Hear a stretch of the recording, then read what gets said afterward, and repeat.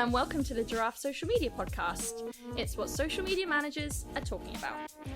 I'm Nicole, and today I'm joined by some brilliant members of the Giraffe team. We've got Senior Social Media Manager Dom. Hello. Social Media Manager Laura. Hi. And Social Media Manager Ellie. Hello.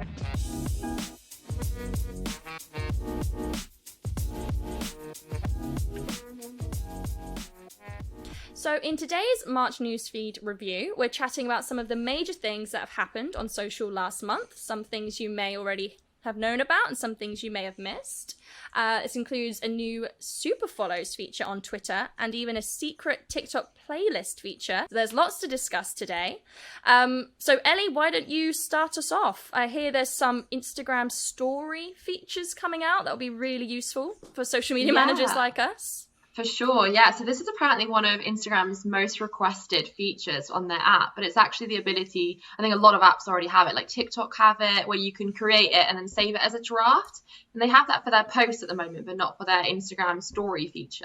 So they're bringing that in now because I think a lot of people like us have to download third-party apps so they can edit their stories, save them, and then re-upload them later. But with this app, with this like new function, you'll be able to be on the app and the pictures will be stored on the app already, so you can just click on them. So save a lot of time, a lot of like screenshotting your pictures or your stories and then re-uploading them. So yeah, they haven't said when yet, but it's going to be good. It's going to save a lot of time. It sounds like a lifesaver. Like, I can't believe it's taken this long for them to even announce this feature, but the idea of having all of the stories drafted in the account that you can just click on and upload when you need to will be amazing. Exactly. Yeah, I don't think that you can sort of like, I'm not sure, but I don't think you can schedule it in, but at least then you can like, create it during working hours. And then if like it's optimal to post it after working hours, at least you can just go post it rather than redoing it all. So it will save time either way, which is definitely going to be great. 100%, especially from like if you're working with clients and a lot of time you may need to get approval for certain stories, that back and forth, you make the creative and then you send it, then you might need to make edits. Well, then you got to start from scratch again, don't you? So it's really good to be able to have that draft, and yeah, really good, definitely needed. I'm not surprised that it was one of Instagram's most requested features. I think I'm actually, like you said, Ellie, surprised that they took so long to come out with this, considering how much recently they've come out with and how much recently they've updated the app. I'm surprised, but I agree with all of you. I think it's going to be a game changer. Definitely. I think Instagram makes so many changes so often. You're right, Laura. It's such like big changes with Reels and with other features that they use a lot. But it's good to see that they're actually focusing on the things that people use day to day. I think a lot of people, not just social media managers, but just, us ordinary folk using Instagram will want to have some stories drafted sometimes. So I think that's going to be really cool. But Dom, I think you were looking at some other changes Instagram were making, right? A little bit bigger. Yeah, definitely. And I think Instagram are very reactionary in terms of all the new updates they provide. They look at what competitors are doing and then they react and make changes, which can also be quite similar to other platforms. But one thing that they have introduced is called Instagram Live Rooms, which gives you the ability to go and do a live stream on Instagram, but with up to 3 people. At the moment, if you were going to do a live stream, it would just be like yourself and you can add another person into it. This gives you the opportunity to now have, up to 3 people, so more of a group session. What we've noticed is that since the beginning of like COVID-19, like live video formatting has definitely increased and emerged. Especially with like more celebrities, creators, small businesses, from like beauty bloggers to fitness instructors are all now utilizing live video content to like engage with their followers, their community, and obviously bring people together.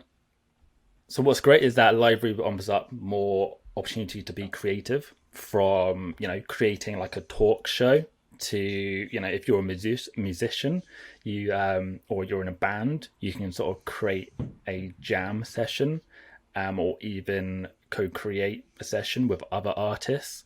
You can host more like engaging Q&As or like tutorials with your followings. And going live with multiple guests is a great way to increase your own personal reach, because the people who are your guests, their followers are also going to be notified that you're gone live. So bringing their audiences to you. Reaching their audiences, not only your own. So from a creator's perspective, like live rooms is another way as well of helping you earn more money. You can actually, users will be able to purchase badges.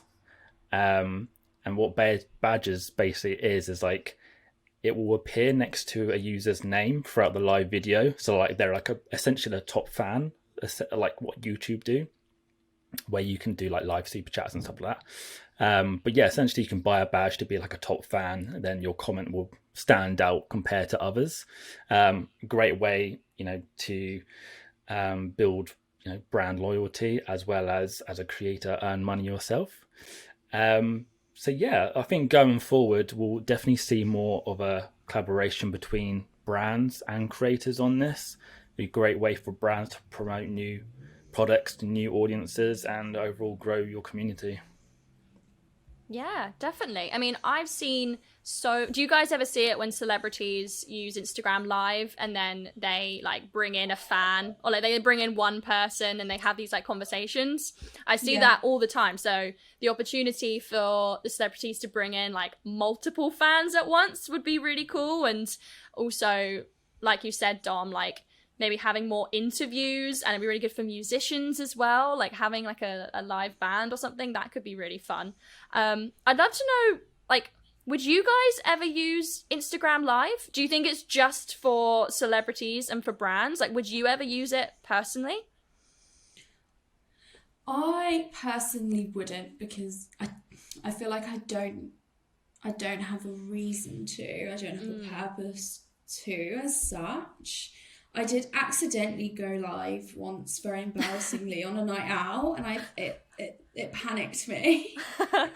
I really didn't want to, and I think, I don't know, since then I've been like, no way. Especially because people are notified. I think that, like, I don't know, for me, that makes me a bit nervous, having my Instagram followers notified that I've gone live and they was joined. Maybe if I had a purpose or a reason to, like a content creator would or a brand would, sort of get that reach, get that traction and engagement from their followers. But yeah, I personally don't have a purpose to. So do you ever have it as well when you accidentally click on someone's live and then it like pops up saying that you're watching and you have to like quickly and you're like the only person there, just like you and like I've done that before. I've done that before, and they're like, "Oh, Dom!" I'm like, oh, "Damn it!" You have to come off it. You get caught in. I feel really bad, like when it's brands trying to do something fun on their Instagram Live, and I join, and they probably think like, "Oh, more viewers." I'm like, "No, sorry, it was an accident." It was an accident. Yeah, definitely. But that's why I think we'll definitely see a lot more of brands working with influencers, a lot more on this. Yeah, definitely. I think as well, like I don't know about you guys, but I've noticed a lot more like collaborations since the start of lockdown last year. Like so many more brands collaborating, so many more influencers collaborating. So I think like adding sort of more of a group format to the live feature, I think will be really beneficial for that to sort of carry on, and maybe even in the future extend it even further from 3, so have more and more. And I think obviously the influencers or brands will benefit from that as well. I think there's a tendency when it is just one person on live, when you go on it and they just read the comments and they're not actually talking, they're just like reading the comments. Even I've seen influencers do it. So I think having more than one person on there would allow one person to monitor the comments and one person to actually be saying stuff, rather than just like when they're sitting there just like scrolling. So that would definitely help with that. Yeah, definitely. I also think, Dom, you were saying about the badges feature and people being able to like purchase stuff is a very common theme we're seeing across all of the platforms. Like more ways to spend money, but also more ways to find like smaller communities on these platforms. Like if you can go onto that Instagram live and pay for some exclusive feature within that, like it's becoming very common now. Because I know, Laura, you were going to tell us about the new super follows feature on Twitter, which is kind of has a similar thing, right? Yeah, no, for sure. Another way for the platforms and content creators themselves sort of monetize from their content creation. So Twitter has announced that it will launch super follows, which will essentially let users charge for their tweets. The feature will give users the ability to charge their followers for access to additional and bonus content. So it will also allow them to create groups based on specific interests. So this additional content, I guess, could be anything from bonus tweets, access to community groups or subscriptions to newsletters, anything that's sort of more specific to their audience. Twitter allegedly sees this as a way to let creators and publishers get paid directly by their fans. And I don't know how I feel about this one, I have to say. I think, you know, I'm not a content creator. If I were to be an influencer, not necessarily, I am a content creator in some ways, but if I were to be an influencer, then yeah, I'd love this. I think we like primarily see sort of like Instagram and TikTok as sort of monetary platforms for brands and influencers. So I kind of like that Twitter's branching out into that, but I don't know if it's a little too late, really. I think they might be a bit late to the party. I think, you know, we've for me anyway, Twitter was one of the first social media platforms I had, along with Facebook. So to think I'd have to pay for some of my favourite influencers or brands to access bonus content, I'd be like, no, thank you. So I don't know how well it's going to work. I don't know. What do you guys think? Yeah, but then I think in other cases, obviously Twitter here are trying to get more creators to use the platform a lot more. Like at the moment, obviously you can pay an influencer on Instagram or, you know, YouTube. You can make money through ads and stuff like that. So I think what Twitter is trying to do is trying to bring creators back to the platform to actually create more content, maybe more creative content for their community. And it saves people from it saves them directing people to, say, a Patreon account, where they can literally just have people pay for whatever, you know, to tweet a subscription on the platform itself. So yeah, it saves them directing them elsewhere, and they can just bring all that engagement in house essentially. So I think it's a good move for Twitter to make a way, yeah, to just get a lot more people using the platform. Yeah, I mean, it's the Patreon model, right? Like, I know a lot of YouTubers use it as a place for their biggest fans to go and pay for early access to videos, early access to special content. So it's essentially the same thing, but for tweets. So I actually wouldn't be surprised if the most loyal fans of creators will pay for like that exclusive content and those tweets, you know, like if you feel like you're part of a special club. And then probably because it is, you know, extra money, not everyone will go for it, so you maybe feel a little bit more included in that community. I think there will be people who will be interested in that, especially if it's a content creator who posts really like funny tweets or ones that are really interesting. They might want to be part of that community. But it just seems like it's a very common theme now on all of the platforms. People are finding ways to make it more exclusive, like make these separate communities within the platforms. So it's a way for the platforms to make money, Laura, like you said, but also the creators, and then also the users. They get to feel like they're getting that special content. Like, I'm sure if Chloe was here, she'd be all up for paying for some Zayn private tweets. That's all I'm saying. So,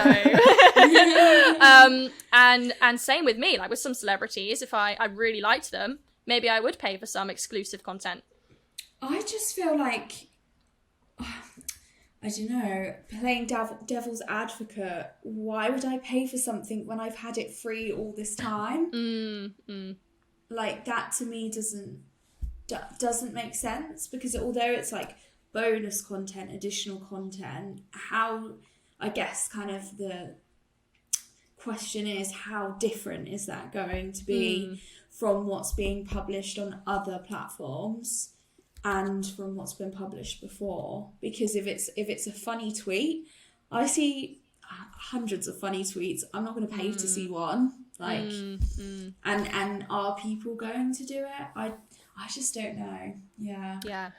I guess if you look at it from, you have to be really different to what you're already doing. For example, if you were, let's say you were a footballer, or you were in the football industry and you were an account that gave away industry news in terms of transfers, then maybe you'd be like, new exclusive transfer update.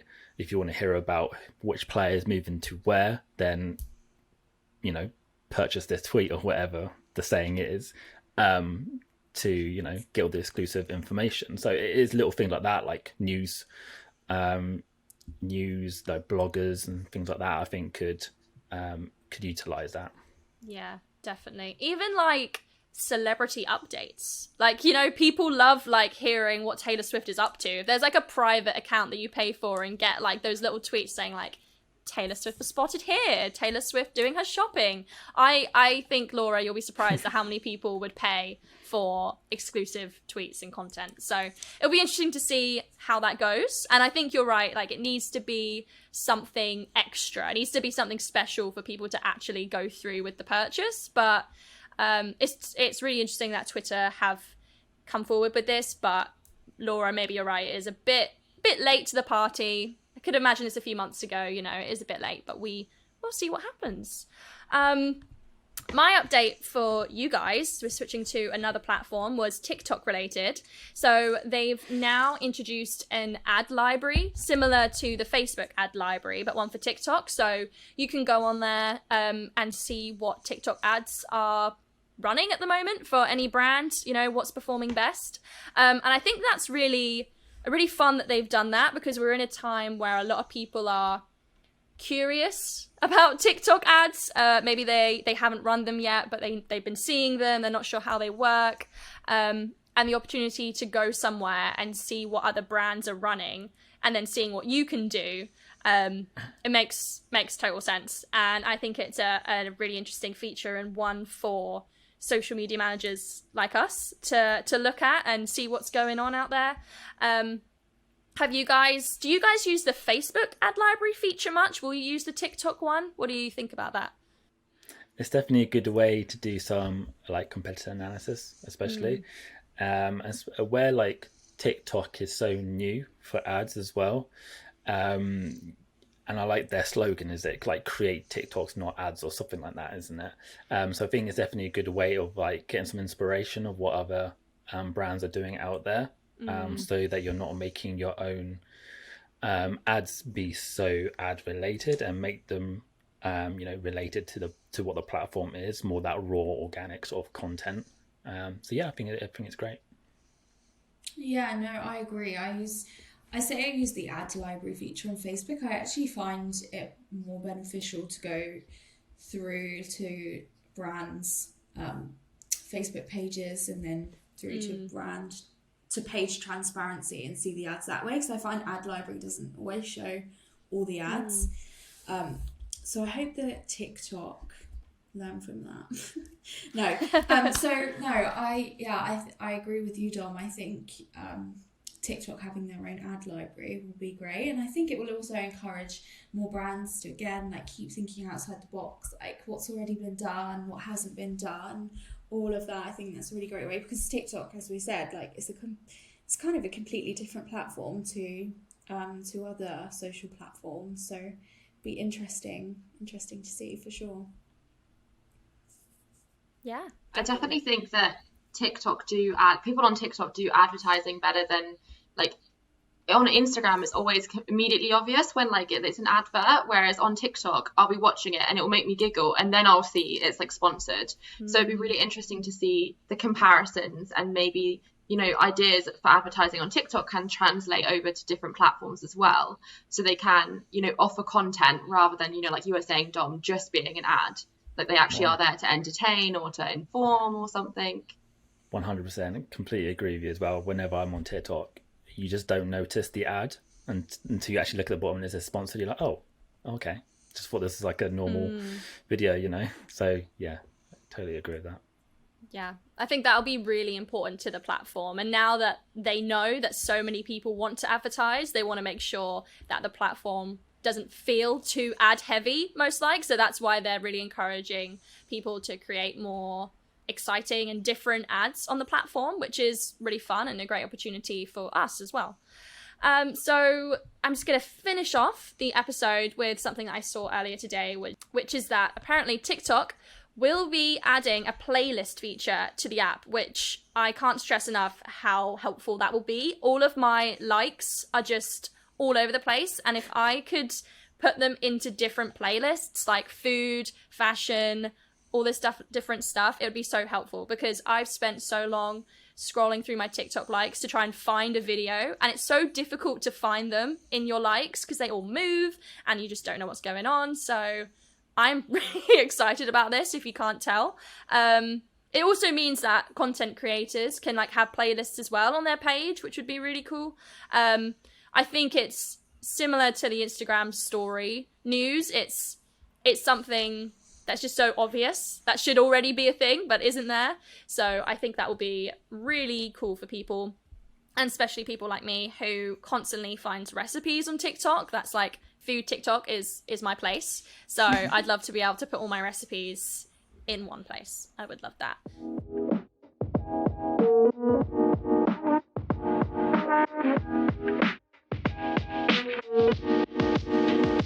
That's all we've got time for today. Thank you so much, everyone, for listening. Don't forget to subscribe so you don't miss our next episode. You can also connect with us on all major social channels and let us know what you thought about any of the topics we discussed today. Maybe make us aware of anything else that's happened in March that we may have missed. We've been Giraffe Social Media. You've been amazing, and we'll see you next time.